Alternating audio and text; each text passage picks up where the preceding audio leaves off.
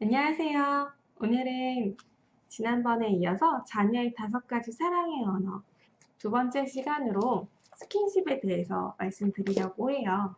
지난 시간에 말씀드렸던 사랑의 5가지 언어 기억하시나요? 첫 번째는 스킨십, 그리고 인정하는 말, 함께하는 시간, 그리고 선물, 또 봉사, 이렇게 5가지가 있는데요. 그 중에서 스킨십이 특별히 다른 주의가 필요하지 않기 때문에 가장 쉽게 할 수 있는 사랑의 표현 방법이라고 해요.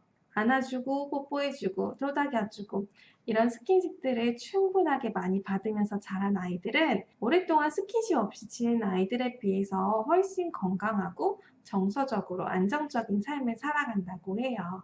여기 책에서는 스킨십을 성장 과정에 따라서 4가지로 분류를 했는데요. 유아기 때, 그러니까 아직 취학하기 전 7살 전 아이들, 그리고 취학 후의 아이들, 그리고 사춘기, 이 사춘기가 지난 10대들에 따라서 조금씩 다른 스킨십의 유형들을 다루어 보았어요. 유아기 때 아이들에게 해줄 수 있는 스킨십은 제가 조카들에게 정말 많이 해주는 방법인데 안아주고 뽀뽀해주고 방바닥에서 굴리고 씨름하고 등에 태우거나 목만 태워주는 그런 여러 가지의 스킨십들을 포괄하고 있어요. 스킨십은 아이들의 정서 발달에 굉장히 중요하다고 해요. 그리고 취학 연령이 된 자녀들에게는 부모님이 아이들이 등교하기 전에 한번 꼭 안아주는 것이 아이들이 얼마나 하루 종일 안정감을 느끼는지 큰 차이를 준다고 해요. 만약에 이런 스킨십을 아침에 충분히 받고 나오지 못한 아이들은 부모의 관심을 끌기 위해서 집에 돌아왔을 때 거친 행동을 쉽게 할 수 있다고 하네요. 어떤 어머니들은 저희 아들은 이제 조금씩 커가면서 엄마랑 스킨십을 하고 싶어 하지 않는 것 같아요 라고 얘기를 한대요. 하지만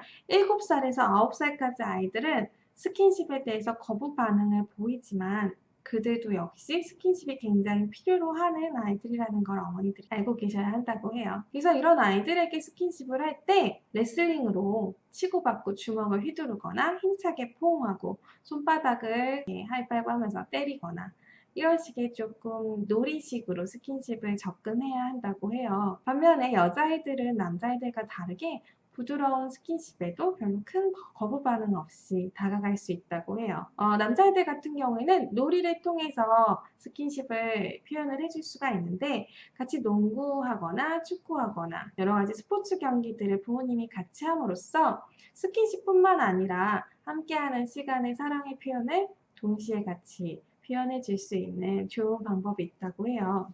그리고 또 하나 부모님들이 선호하는 스킨십 중에 하나는 아이들을 품에 안고 책을 읽어주는 것이래요. 이런 방법들로 특히 남자아이들이 원하지 않는 것처럼 행동을 하더라도 부모님들은 아이들과 놀아주거나 같이 경기를 하거나 아니면 책을 읽어주는 방법들을 통해서 스킨십을 꾸준히 표현을 해주어야 된다고 하네요. 사춘기로 접어든 아이들 같은 경우에는 유아 때에 비해서 감정의 탱크가 훨씬 더 커졌기 때문에 그것을 충분히 채워주기가 훨씬 어렵다고 하네요. 하지만 이 사춘기 시절에 부모님들의 스킨십이 굉장히 중요하다고 해요.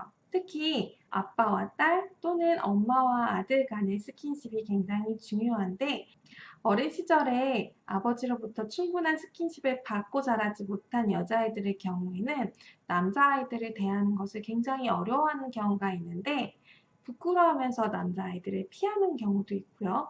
또 하나는 남자애들을 쉽게 유혹해서 다가가려고 하는 여자아이들이 있는데요.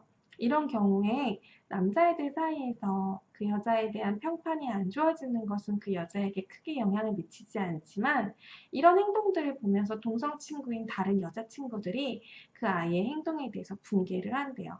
그러면서 동성 친구들 간의 사이가 나빠지게 되는데 이것이 사춘기 아이 때에는 굉장히 큰 영향을 미친다고 해요. 그래서 건전한 자존감과 자기 정체성을 찾기 위해서 부모님의 스킨십이 정말 중요하다고 하네요. 이렇게 부모님으로부터 감정의 탱크가 충분히 채워져서 건강하고 강하게 자란 친구들은 자존감도 높고 성에 대한 바른 인식을 가지고 있어서 친구들의 어떤 부정적인 태도에도 크게 영향을 받지 않고 잘 자랄 수 있대요. 사춘기가 지나고 10대가 된 아이들의 경우 부모님의 스킨십 표현이 적절한 시간과 장소가 중요하다고 하는데 어머니들은 친구들 앞에서 특히 이제 아들을 안아주거나 스킨십을 하면 안 된다고요. 반대로 이제 아버지의 경우에도 딸들에게 친구들이 있는 곳에서 스킨십을 하거나 안아주는 대신에 보이지 않는 장소에서 따로 스킨십을 해주는 것이 필요로 하다고 하네요. 그러니까 얼마나 아버지의 스킨십이 자녀들에게 중요한지, 그리고 스킨십뿐만 아니라 부모와의 관계가 아이들에게 미치는 영향이 큰지를 자세히 알려주고 있는 것 같아요. 10대가 되면은 부모님으로부터의 스킨십을 피하려고 하는 아이들이 많아지는데, 이때 조금 편안한 방법으로 스킨십을 할 수 있는 방법들이 있는데, 예를 들면 자녀들이 운동을 하고 들어왔을 때 굳은 근육을 풀어주거나, 공부를 오랫동안 하고 돌아왔을 때 아이의 목을 마사지를 해준다던가, 아니면 아이들이 잘했을 때 몸을 쓰다듬어 주거나 토닥여 줄 수 있다고 해요. 아이들이 장성하였어도 그들은 항상 언제나 부모님으로부터 토닥임을 받고 싶어 한다고 하네요. 제1의 사랑의 언어가 스킨십인 아이들의 경우 안아주고 뽀뽀해주고 또 등을 토닥여주는 그런 행동들은 그 아이들에게 굉장히 중요한데요. 반면에 이런 아이들에게 부모님이 적개심이나 분노감을 스킨십으로 표현하는 경우에 그 아이들에게 굉장히 큰 상처를 입힐 수 있다고 해요. 물론 따귀를 때리거나 매를 드는 그런 행동들은 다른 아이들에게도 매우 큰 안 좋은 영향을 미치지만, 특히나 제1의 언어가 스킨십인 경우 매를 들거나 따귀를 때리거나 혼내는 경우 그 아이들에게 굉장히 큰 상처를 입힐 수 있고 치명적이기 때문에 조심해야 한다고 해요. 여기에 조이라고 하는 제1의 언어가 스킨십인 아이의 예시가 나오는데, 영원이는 사랑의 언어를 알기 전까지 조이가 자신을 끊임없이 치근덕대고 귀찮게 하고 못살게 했었다라고 생각을 했었대요. 예를 들면 설거지를 하고 있으면 얼굴을 만지고 눈을 가리고 또 팔을 꼬집기도 하고, 방바닥에 누워있을 때는 그 옆을 지나가면서 자신의 다리를 잡아당기기도 하고, 그리고 소파에 앉아있으면 머리카락을 만지작거리고 손을 치우려고 할 때까지도 계속 그러고 있었대요. 이럴 때마다 조이의 어머니는 졸졸 따라다니는 것을 굉장히 귀찮게 여겼었는데, 반면에 남편은 조이랑 레슬링을 하거나 야단법석을 떨면서 조이랑 같이 놀아주는 것을 잘했었다고 해요. 그래서 이 어머니가 사랑의 언어를 알고 난 다음에 남편에게 어떻게 그렇게 스킨십을 잘 표현하게 되었냐고 남편에게 물어보니까, 남편이 이렇게 얘기를 했대요. 나는 단지 내가 하고 싶은 것을 했을 뿐이야. 그러고 보니 내 사랑의 언어도 스킨십이었었던 것 같아.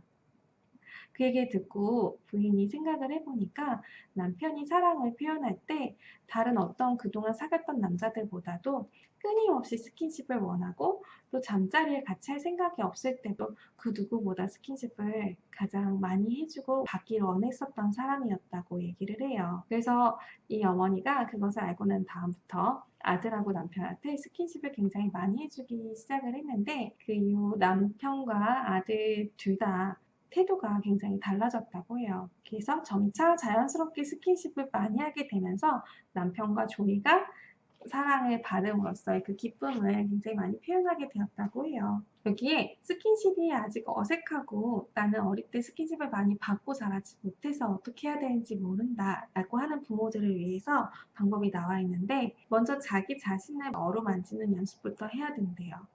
그래서 내 손목을 만지고 팔도 쓰다듬고 어깨를 주무르기도 하고 머리를 위에서 아래로 쓰다듬기도 하고 내 몸을 다리를 주물럭거리면서 마사지 해주기도 하고, 여러 가지 방법으로 스킨십을 하면서 내가 내 몸에 대한 자연스러움이 생겼을 때 이 방법을 이용해서 아들이나 주변에 좋아하는 사람들에게 스킨십으로 사랑을 표현할 수 있다고 해요.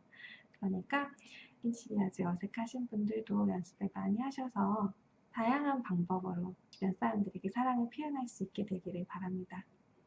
감사합니다.